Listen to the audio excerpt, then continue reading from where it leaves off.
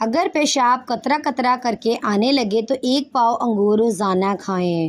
نہانے کے بعد 1 گلاس پانی پینے سے دل کے امراض سے بچ سکتے ہیں۔ پیٹ کا درد ہو یا معدہ خراب ہو، گرم پانی میں 2 دانے کلونجی اور تھوڑا سا ہاضمے والا چورن ڈال کر پی جاؤ، درد ختم ہو جائے گا اور معدہ بھی ٹھیک ہونے لگ جائے گا۔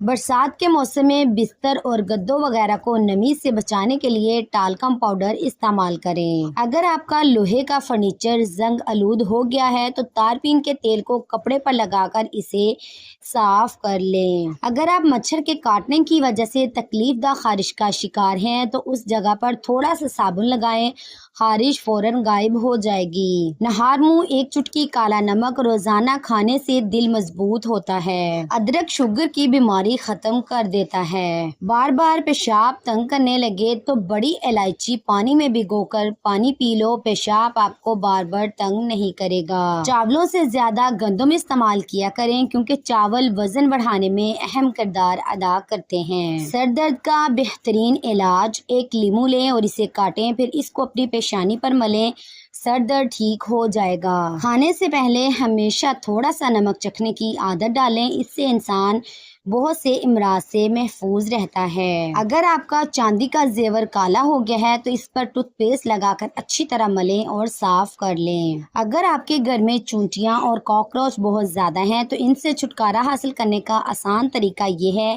کہ فرش پر چاک سے لکیر لگا دیں۔ اگر بدن میں خارش ہو تو سب سے بہتر یہ ہے کہ نیم کے پتے پانی میں ابال کر اس سے نہائیں۔ رات کو جلدی نیند کا آنا دماغ کے اور آنکھوں کے تیز ہونے کی علامت ہے۔ یکدم زیادہ کھانا کھانے سے بچنا چاہیے، اس سے ہاضمے میں دشواری پیش آتی ہے اور بدن میں سستی پیدا ہوتی ہے۔ اگر آپ تسلی کرنا چاہتے ہیں کہ انڈا خراب تو نہیں تو انڈے کو ٹھنڈے پانی میں ڈال دیں، تیرنے لگے تو سمجھ جائیں کہ انڈا خراب ہے اور اگر ڈوب جائے تو سمجھ لیں کہ انڈا ٹھیک ہے۔ انڈے کو ابالنے سے پہلے اگر پانی میں تھوڑا سا نمک ملا لیں تو انڈے کا چھلکا نہیں پھٹے گا۔ اگر لیمو کا زیادہ رس حاصل کرنا چاہتے ہیں تو اسے اوون میں ہلکا سا گرم کر لیں یا پھر گرم پانی میں کچھ دیر کے لیے رکھ دیں۔ پیاز جلا کر سونگھنے سے زکام رک جاتا ہے۔ بند کمرے میں رہنے کی عادت انسان کو وہم کی بیماری میں مبتلا کر دیتی ہے۔